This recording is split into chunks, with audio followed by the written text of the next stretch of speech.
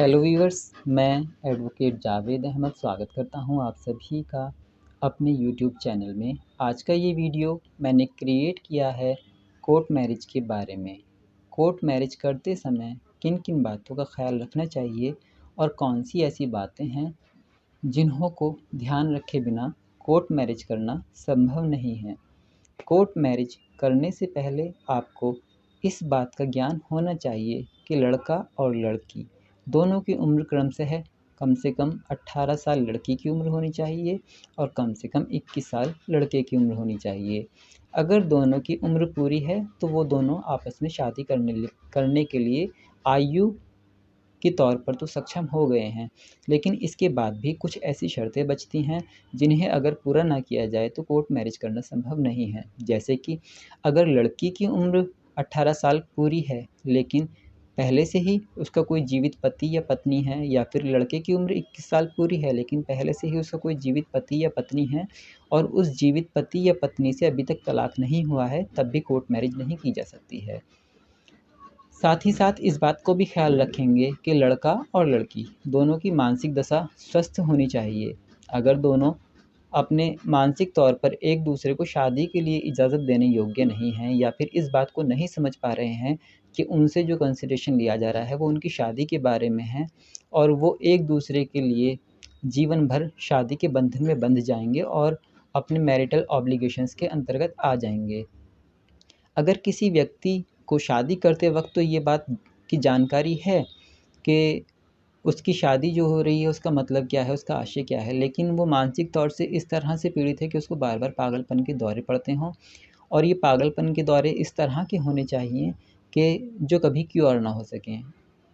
क्योंकि एक्ट में प्रावधान किया गया है कि अगर किसी को अनक्यूरेबल मेंटल डिसीज़ है तो भी वह शादी करने के लिए सक्षम नहीं है। साथ ही साथ इस बात का भी ध्यान रखना आवश्यक है कि लड़का और लड़की दोनों का रिलीजन एक ही होना चाहिए अगर वो शादी करना चाह रहे हैं। अगर दोनों का रिलीजन एक नहीं है तो फिर आप सामान्य तौर पर शादी नहीं कर पाएंगे। ऐसी शादी करने के लिए एक स्पेशल प्रोविज़न दिया गया है। इस स्पेशल प्रोविज़न को एक स्पेशल एक्ट में एक्सप्लेन किया गया है, जिस एक्ट का नाम है special marriage act 1954। Special marriage act 1954 के सेक्शन 4 में उन कंडीशंस के बारे में बताया गया है जिन कंडीशन के अकॉर्डिंग स्पेशल मैरिज एक्ट में शादी नहीं की जा सकती है। जैसे कि अगर दोनों पक्षकारों में से कोई भी एक भारतीय नहीं है, यानी कि दोनों ही विदेशी हैं, तो भारत में स्पेशल मैरिज एक्ट के अकॉर्डिंग शादी नहीं हो सकती है। साथ ही साथ इस बात का भी ख्याल रखेंगे अगर दोनों में से किसी की भी प्रजनन क्षमता इस प्रकार की नहीं है कि भविष्य में उनको बालक उत्पत्ति नहीं हो पाएगी, तब भी यह एक आधार है कि उनकी आपस में शादी नहीं हो सकेगी। दोनों का मानसिक स्वस्थ होना तो एक बात रहेगी ही रहेगी। साथ ही साथ इस बात का भी ध्यान रखा जाएगा कि दोनों के बीच में कोई इस तरह का रिश्ता ना हो जिसे स्पेशल मैरिज एक्ट की शेड्यूल 1 में दिए गए एक लिस्ट के अकॉर्डिंग, जो उन्होंने लिस्ट दी है उसके अकॉर्डिंग एक डिग्री ऑफ प्रोहिबिटेड रिलेशनशिप में आते हों, यानी कि ऐसे संबंध जिन्हों में शादी नहीं की जा सकती है। अगर आप इन शर्तों को पूरा करते हैं तो आप स्पेशल मैरिज एक्ट के अकॉर्डिंग अलग अलग धर्मों के होने के बावजूद भी शादी कर सकते हैं। स्पेशल मैरिज एक्ट के बारे में अगर आप जानना चाहते हैं ज़्यादा, आपको बहुत ज़्यादा deep knowledge special marriage act के बारे में चाहिए, तो आपको स्पेशल मैरिज एक्ट के सेक्शन 4, 5, 6, 7, 8, 9, 10, 11, 12, 13, 14, 15 इनको पढ़ लेना चाहिए, क्योंकि इनमें एक्सप्लेन किया गया है कि किस तरह से कोर्ट मैरिज होगी। अगर हम सेक्शन 5 की बात करेंगे तो सेक्शन 5 स्पेशल मैरिज एक्ट का ये प्रावधान करता है कि अगर किसी लड़का लड़की को सामान्य विवाह ना कर कर स्पेशल मैरिज करनी है तो स्पेशल मैरिज करने के लिए उन्हों को मैरिज ऑफिसर को एक लिखित नोटिस देना होगा। इस नोटिस को इंटेंट टू मैरिज का नोटिस भी कहा जाता है। इंटेंट टू मैरिज का नोटिस सर्व्ड होने के बाद ही आपकी मैरिज की प्रक्रिया पूरी होगी। जो इंटेंट टू मैरिज नोटिस दिया जाता है वो सेक्शन 5 में दिया जाता है, लेकिन उसको रजिस्ट्रार एक किताब में लिखता है जिसे मैरिज बुक कहा जाता है। उस मैरिज बुक में जो एंट्री होती हैं उनकी एक कॉपी को मैरिज रजिस्ट्रार अपने ऑफिस के बाहर चस्पा करते हैं। अगर लड़का और लड़की दोनों में से कोई भी पक्षकार मैरिज रजिस्ट्रार ऑफिस के क्षेत्राधिकार का परमानेंट रेजिडेंट नहीं है, तो उस नोटिस की एक प्रति ऐसे एसडीएम के पास में या ऐसे मैनेजर ऑफिसर के पास में भेज दी जाती है जिसके क्षेत्र अधिकार के वो परमानेंट रेजिडेंट हैं। और ऐसा मैरिज ऑफिसर अपने ऑफिस के बाहर उसकी एक प्रति को अफिक्स चस्पा करा देगा। ऐसे नोटिस को इशू होने के 30 दिन बाद में कभी भी मैरिज ऑफिसर शादी रजिस्टर्ड कर सकते हैं, लेकिन यह अवधि जिस दिन नोटिस इंटेंट टू मैरिज का नोटिस सर्व करा जाता है उसके सिर्फ 90 दिन तक मान्य होती है। अगर 90 दिन पूरे हो गए हैं तो उसके बाद आप शादी प्रथम नोटिस पर नहीं कर पाएंगे। आपको दोबारा से फिर से प्रक्रिया अपनानी पड़ेगी। आपको फिर से ही अपने इंटेंट टू मैरिज का नोटिस सर्व कराना पड़ेगा। फिर से आपको नोटिस इशू होंगे ऑब्जेक्शंस के लिए और तभी आपकी शादी पूरी हो पाएगी। अगर इंटेंट टू मैरिज की नोटिस के बारे में कोई व्यक्ति ऑब्जेक्शन करना चाहता है तो यह एक निश्चित बात है, केवल उन्हीं ऑब्जेक्शन को माना जाएगा जिनकी व्याख्या स्पेशल मैरिज एक्ट के सेक्शन 4 में दी गई है। अगर सेक्शन 4 में दिए गए ऑब्जेक्शन के अलावा अगर किसी भी प्रकार का ऑब्जेक्शन किया जाता है तो ऐसा ऑब्जेक्शन मान्य नहीं है। स्पेशल मैरिज एक्ट में शादी करने के लिए लड़का और लड़की दोनों स्वतंत्र तौर पर इच्छुक होने चाहिए। दोनों की अटेंडेंस मैरिज ऑफिसर के सामने लगी हुई होनी चाहिए।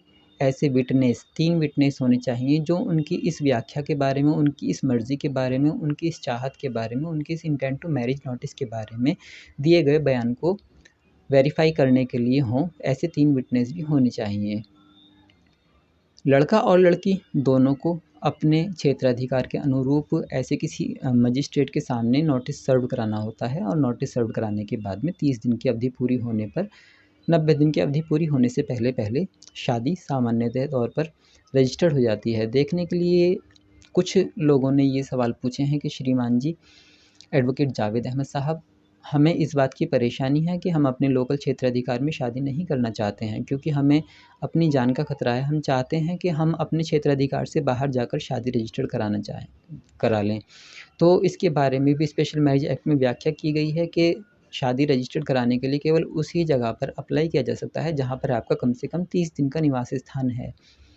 तो इसका उपाय ये हुआ कि अगर आप लड़का और लड़की दोनों आपस में कोर्ट मैरिज करना चाहते हैं, आप अपने सामान्य निवास स्थान पर नहीं रहना चाहते हैं, तो अपने घर को छोड़ने के बाद में आप किसी भी क्षेत्राधिकार में रह सकते हैं जहाँ पर आप न्यायालय को यह सूचित कर सकते हैं कि श्रीमान न्यायालय महोदय, हम लड़का और लड़की इस जगह के परमानेंट रेजिडेंट हैं, जबकि हमें वहाँ पर अपनी जान का खतरा है। हम एक दूसरे से शादी करना चाहते हैं, एक दूसरे को अपना जीवन साथी बनाना चाहते हैं, लेकिन कुछ लोगों से हमें खतरा है जो हमारी जान माल को खतरा पहुँचा सकते हैं और जिनकी वजह से हम अपने सामान्य क्षेत्राधिकार में रहते हुए शादी नहीं कर पाएंगे। इसलिए आपसे निवेदन है कि आप हमें सुरक्षा प्रदान करें ताकि हम 1 महीने का समय पूरा होने के बाद में मैरिज रजिस्ट्रार महोदय के सामने उपस्थित होकर अपनी मैरिज के लिए इंटेंट टू मैरिज सर्व करा सकें और स्पेशल मैरिज एक्ट के प्रावधानों को पूर्ति कर सकें और समय पूरा होने पर आपकी शादी रजिस्टर्ड हो सके। इस संबंध में न्यायालय आपको आसानी से प्रोटेक्शन प्रोवाइड करा सकते हैं।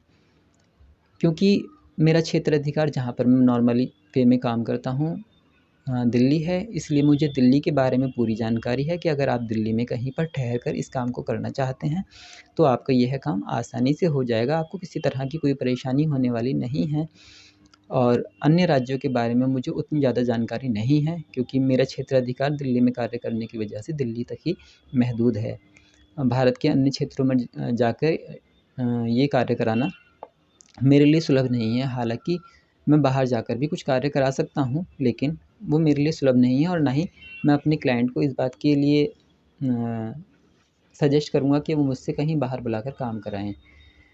तो उम्मीद करता हूँ कि आपको मेरी ये वीडियो पसंद आई होगी। अगर आपको मेरी ये वीडियो पसंद आई है तो आपसे गुजारिश है कि प्लीज़ मेरी वीडियो को लाइक कीजिए। अगर आपको लगता है कि मेरी वीडियो के कंटेंट्स इस प्रकार हैं कि इन्हें शेयर करना उचित रहेगा तो आप प्लीज़ मेरे वीडियो को शेयर भी कीजिए। अगर आप मेरे चैनल पर नए हैं तो मेरी आपसे बहुत बहुत गुजारिश है कि प्लीज़ आप मेरे चैनल को सब्सक्राइब कर लीजिए। आपके सब्सक्रिप्शन से हमें बहुत ही ज़्यादा एनकरेजमेंट मिलता है और मैं एडवोकेट जावेद अहमद आपसे अनुमति चाहूँगा और फिर से मिलूँगा आपसे एक नई वीडियो के साथ में और नए लीगल टॉपिक पर।